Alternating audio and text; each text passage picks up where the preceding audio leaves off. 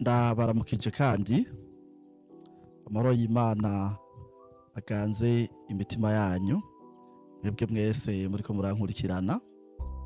Ni David Tuyisabe ngarutse ubugira kandi, nicaye musi y'ikibonobono nkuko nabivuze ubushize. Nabaye nka Yona, nicaye musi y'ikibonobono ko kinkingira akazuba. Yona we yaricaye musi y'ikibonobono kubera cyariko kimukingira akazuba, ariko jewe niteze yuko buca kinkingira n'ubukene mu miryango eka n'ibindi.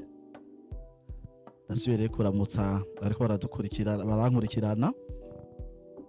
Inyuma ya kamera ndi kumwe na Zombi. Ayo makuru ariko aca ku kimenyesha makuru citwa Kibonobono Media. Bivanye naho uherereye, aho uboneye ino video, ushobora kuja kuri Kibonobono Media ukabandanya uraba n'ayandi mavideo yacu twakoze dusigura ibijanye n'ikibonobono. Iki rero ni nk'igice ca kabiri ngiye kongerako, aho nariko ndasigura ibijanye no kuvuga ko Afrika hari intambara ikomeye kuri Afrika, intambara ijanye n'imbuto. Mvuze imbuto n'ubu nsubire ndabisubiremwo, ibirimwa muri rusange. Ariko nderekana ibijanye n'imbuto twita ama hybride. Ariko nderekana yuko abazungu bagerageza kudukorera izo mbuto, ariko bo babona izindi nyungu bagamije. Ariko hari akandi kantu narengejemo kuvuga ngo baca baza bakabwira amareta yacu ya Afrika, woca umenga abakuru b'amareta ya Afrika nibo basamara canke barabifisemo uruhara. Oya, siko bimeze. Muri kino gice ca kabiri rero ngomba kubandanya ndabereka kubera iki twarimye kino kibonobono, kubera iki numva nohamagarira umuntu wese kurima iki kibonobono, apana gusa mbere mu Burundi no mu Banyafrika. Nico gituma abashobora kumva runo rurimi, Abanyarwanda mu Rwanda, Abaruya muri Kenya, Abafumbira muri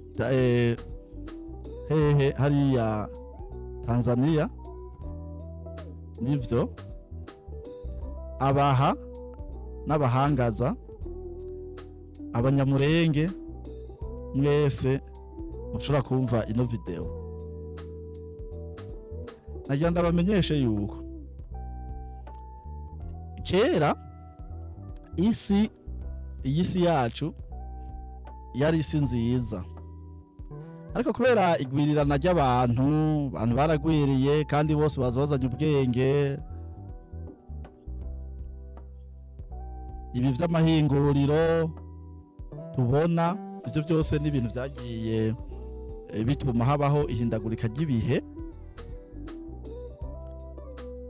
Ivyo rero bikaba vyatumye hariho ibinyabuzima bimwe bimwe bitakara. Turi mu mashure mato mato baratwigisha ibijanye na ibyo twita chaîne alimentaire. Chaîne alimentaire habakwereka ati iki kiriho kiribwa niki, iki kiribwa niki, iki kiribwa niki, iki kiribwa niki. Ugiye kuraba rero ibidukikije ibiriho vyose, nta kintu na kimwe kidafise akamaro. Notanga akarorero muri ibintu ariko ndavuga ngo chaîne alimentaire, nk'imisiba baratubwira yuko yorosha isi, bigatuma imizi yoroherwa, imizi y'ibiti canke ibiterwa yoroherwa kununuza amazi. Umva ko rero n'umusiba ufise akamaro.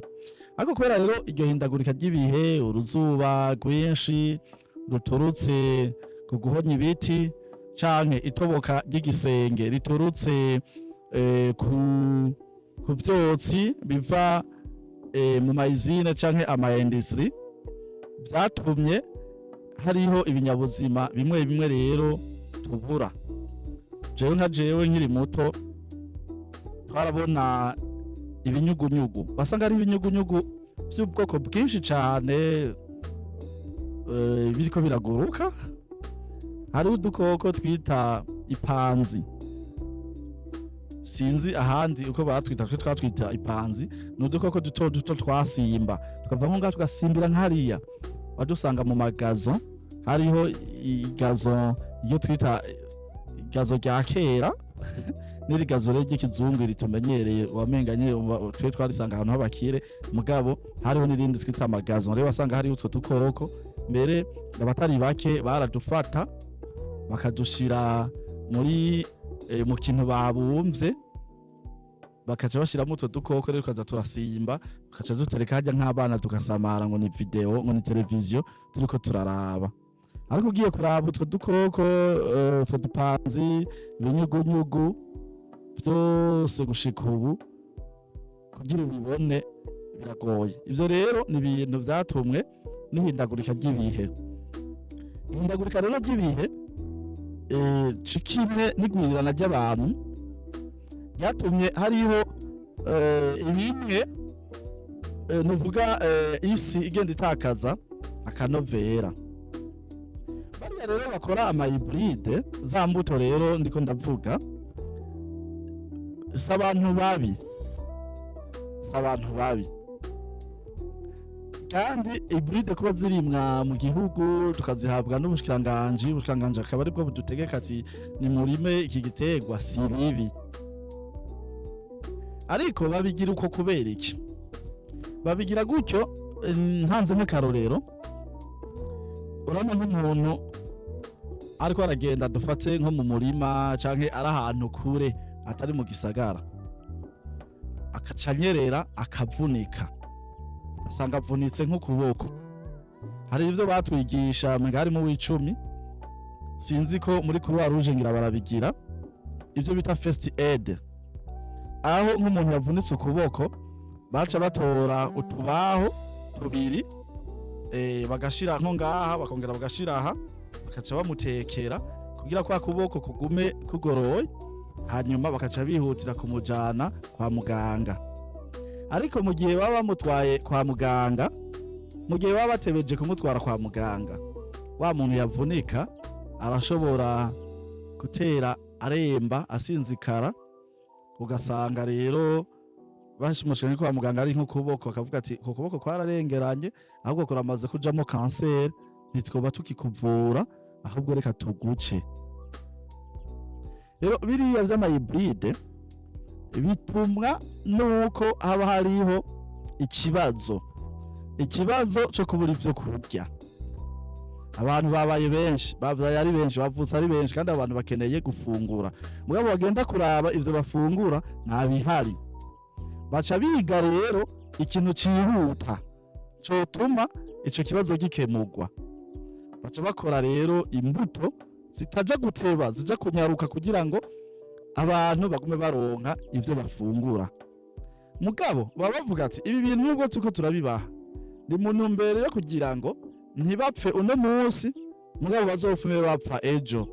Tako twobabura uno munsi, reka basi tukingira ubuzima bwabo uno munsi vyihuta, bazofume bapfa ejo.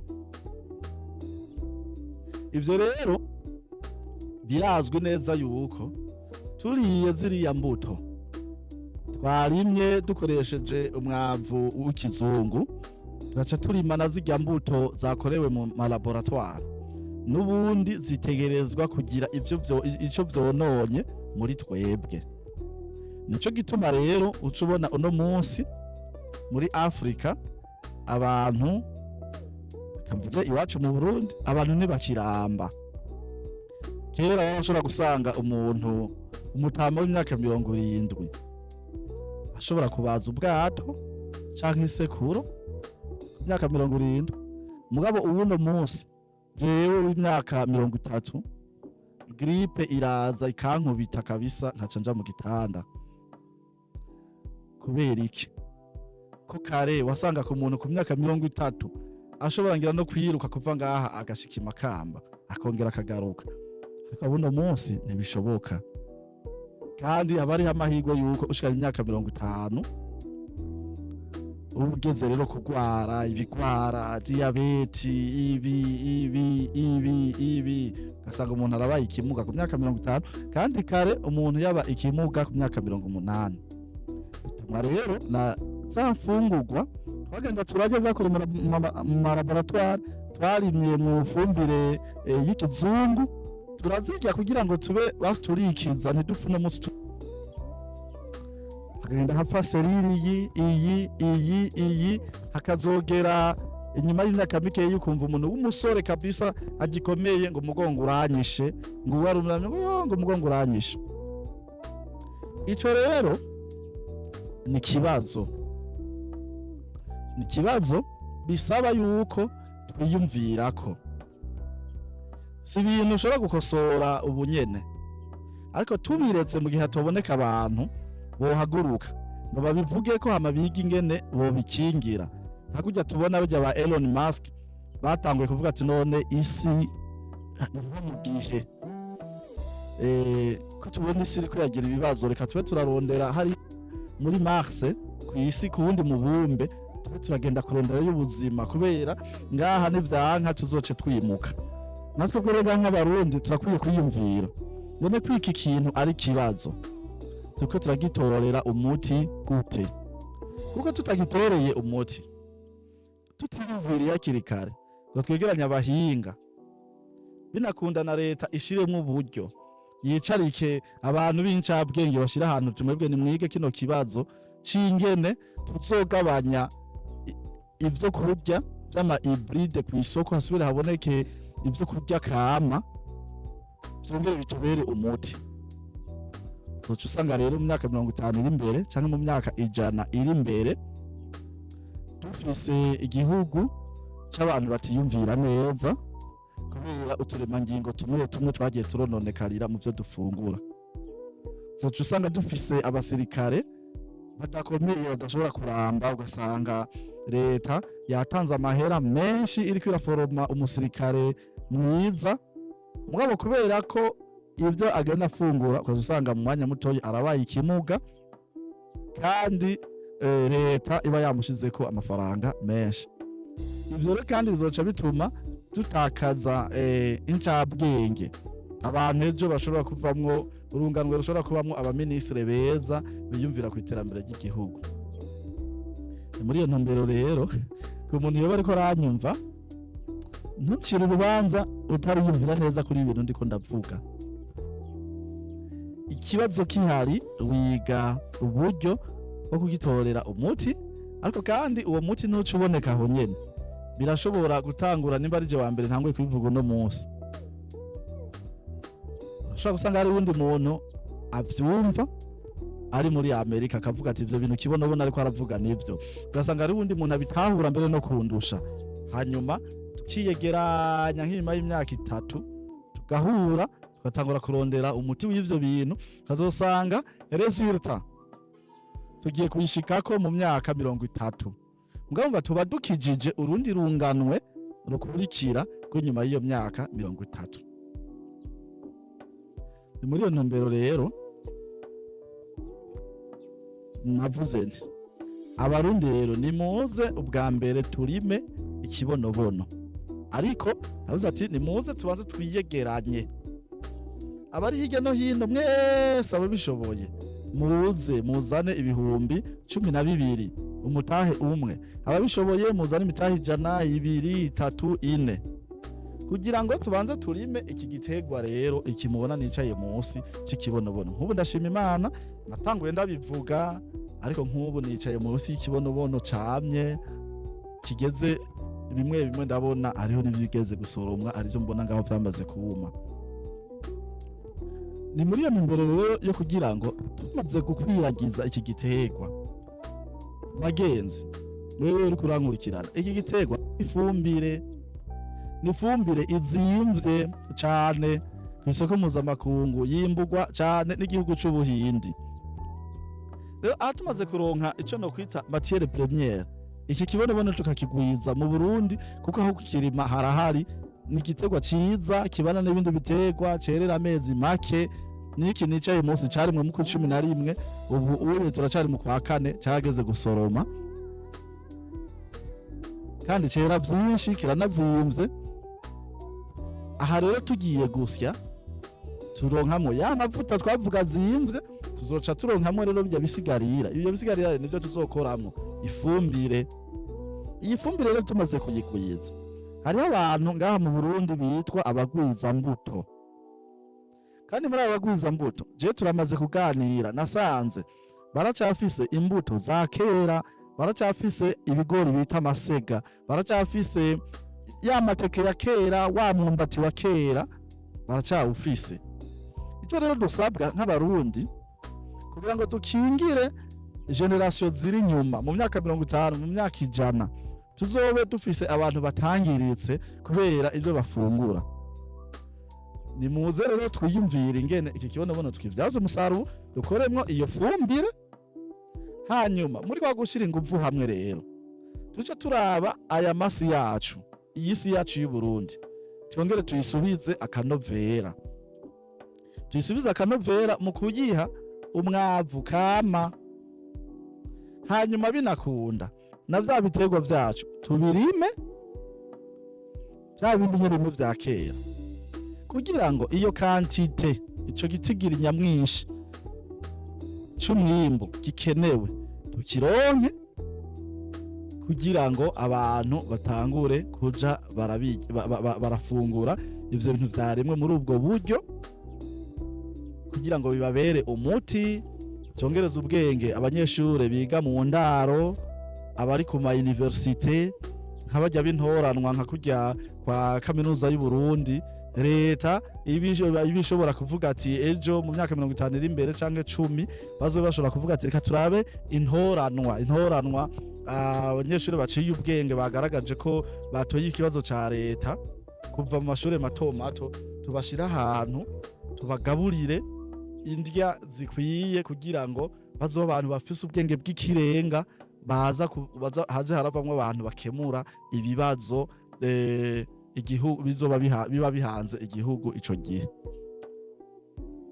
Ibi rero ni ibintu ndiko ndavuga bitahura bake, ariko nibaza ko hari abashobora kuba bitahura bashobora no kunyunganira. Turi imbere y'ikibonobono, hari ifumbire nyinshi cane izodufasha kuca turondera ca kigoriro c'amasega tugikubite nko ku hegitari niburi 100 ngaha mu Burundi, kugira ngo tucimbure kigwiriye gifume basi tuvuga ati izi ndya rero zohora zigaburirwa abasirikare, abaministre, abapolisi, abanyeshure bo ku ma kaminuza canke abana bakiri bato, kugira ngo igihugu kizobe kiguma gifise abantu bintoranwa bakomeye bashobora guhangana n'ibiza biba bije, bashobora kuba bokemura ibibazo mu gihe ikina kiriya mu mwanya igihugu coba gitewe canke haje ibiza runaka, haboneke abaza kurokora abandi, abantu bafise experience, abantu bibigatanya. Mu kurangiza nsubire ndabamenyeshe yuko ikibonobono kirazimvye tukirimye. Amavuta yacu twebwe iritiro imwe tuyigurisha 240. Bako ayo mavuta azimvye, dushobora rero kwifashisha n'iki kibonobono kugira ngo tuzane amafaranga mvamakungu azodufasha kuja kurangura hanze ivyo tudafise. Ariko mwiyerekwa ryanje nshaka yuko umurundi wese yoja nko muri no mugambi, nubwo tobuyu n'ubundi mugambi ushoboka nk'ujya mugambi wa Fabrice wo kubaka isoko. Je Fabrice nituzinanye nta n'uwo ndabona, ariko ari abantu uza wumva ariko baraponda isoko yubaswe, isoko ikubakwa. Fabrice yoja yotunga yoyitungirako, mugabo twe gusa tukabona ikintu giteretswe hajya isoko yubatswe, umenye yuko izogirira akamaro shene ndende y'abantu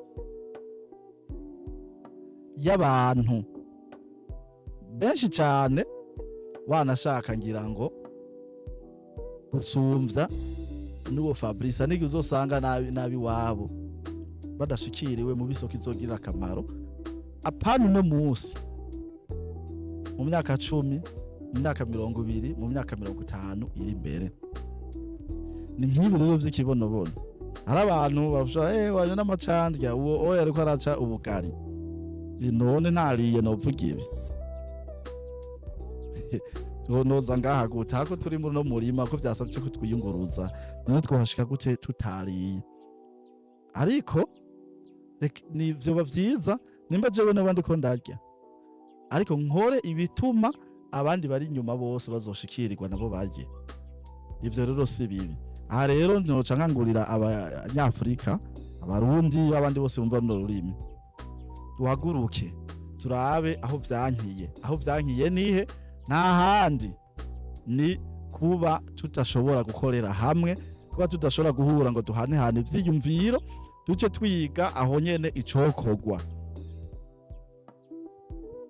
kuba umuntu wese agomba kuba nyamwigendako wese umenga yobasa tuntu twanje aho niho vyapfiriye. Mugabo nk'ubu mwoza tugashira inguvu hamwe twironkera wa miliyoni w'abantu imiliyoni 12 hazoba harimwo ihinguriro ryiza cane rizoshobora gutanga ifumbire ikwiye. Duce twegera abagwiza mbuto hariya tubabwira ati duha izo mbuto, duce duhamagara abahungu bacu bize mu Burusiya, bize izege, bize tubakoranye bose kuva ati okay ubu rero ubumenyi mwaronse icare harya kore ibishoboka vyose iyi mbuto muyigwize iboneke itangure kuboneka ku isoko abarundi birire. Hahandi rero uzosanga abantu bavuye mu mahanga bafashe indege bavuga ati tuje gufungura mu maresitora y'u Burundi, tuje gufungura mu maresitora y'u Burundi ko mu Burundi baracarya ibintu bizima bishobora kutuvura. Murakoze cyane rero ndabashimire, nsabe abataragira sabone canke subscribe kuri iyi chaîne yacu ya YouTube Kibonobono Media bayize ko, hanyuma abantu mugende mu commentaire mugire amakritike, muremerewe kuko bijya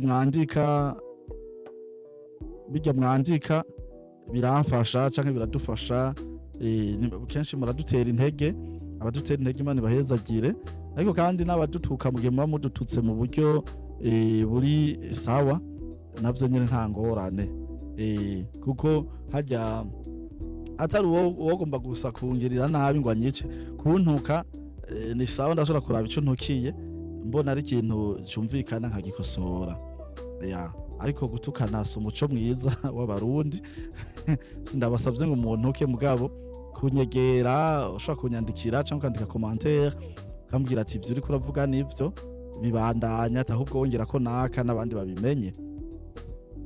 Muze rero bari hirya no hino sure mudushigikire nimucika intege, ndazwa ari abantu benshi bamvuga nabi ariko abo bose bamvuga nabi ivyo bari ko barakora byose ndabimenya, n'abantu bavuga ati David ariko arajya wenyene natwe naduheko gusa ni babanze baze dukore ko nk'ubu Jesse ndi muri kuri biro mu Kirundo hari yabariyo imuyinga hari yabariyo mu Cankuzo hari yabariyo mu Ruyigi hari yabariyo Ngozi hari yabariyo Gitega hari yabariyo hari ya Karusi hari yabariyo Rutana hari yabariyo Makamba hari yabariyo Rumonge hari yabariyo Bujumbura yitwa Itarirare hari yabariyo ku biro i Bujumbura hari habo twashizeyo, hanyuma mu Cibitoke hari yabariyo, dusigaje Bubanza na Mwaro Bururi na yindi na Muramvya, kandi naho nyene habonetse tuzoca dushirayo abandi kandi dushirayo abantu babiri none mumvaga yemwe ndiko ndarya jenyene turafise zombi ngaha turafise abadukurikirana ibintu na biriya none bumva David ndiko ndarya jenyene ahubwo nibaze dushigikirane ejo tuzobe turi benshi cyane twirimira ikibonobono kizotugirira akamaro ntagagira umuntu agira umutima wo kuvuga ngo ndamugwanye David nk'ejo narumvise abantu bakoze inama ngo fumba ngo iba mafu ngo tubihombe twese oya si je uzobugiriye nabi oya hariho n'abandi benshi uzobugiriye nabi murakoze cyane rero Imana ibahezagire kandi mugire umunsi mwiza mukira muba mwubahwe turabiteze cyane muzane 2012 mutwandikire tubakire abari hirya bifuza kubona urunganwe rw'abantu bakomeye bameze neza mu myaka 50 iri imbere Uburundi bw'igitangaza Burundi abantu bose bipfuza muze ariko tubihere hasi tugenda buke tutihuta tumaze turondera ifumbire tuyiha abahinga bayikonesere bayigire neza tuyijane mu bigo byayigenewe izabu bayipime babona ati ifumbire ni sawa tuyiha abarimyi bagatabaza ubumenyi butandukanye bamanze bayipime barabe tumaze rero kuronka ifumbire cyo dufata uburyo amabanki adushigikire n'abandi bose abayafise tumanze tureke kwihutira ibintu byo kubaka ama etage ahubwo tumanze tugende rero mu mirima isi yatitutse tumanze tuyitere inshinge dukubite mu yafumbire yacu turime tuzana ama mashine tugwisha imvura tuvomere hanyuma habanza haboneke rero ivyo kurya tumaze kurya hama rero duheze twiyumvire ku bindi bintu rero byingira akamaro kandi bizokunda kubera Uburundi izoba igihugu c'amata n'ubuki kandi na n'ubu urabona ubuzima bw'Uburundi ngaho ugiye isahani ya 3 yiyindya irahari rero twiyaranje twongereze kugira ngo mu myaka 50 iri imbere kizoba ari igihugu n'ubundi ivyo kurya biguma biboneka kandi bizimbutse muga kandi ari ivyo kurya bitarimwe n'ifumbire y'ikizungu kandi ari ivyo kurya atari imbuto twarimye zakorewe mu laboratoire ariko ari imbuto kama murakoze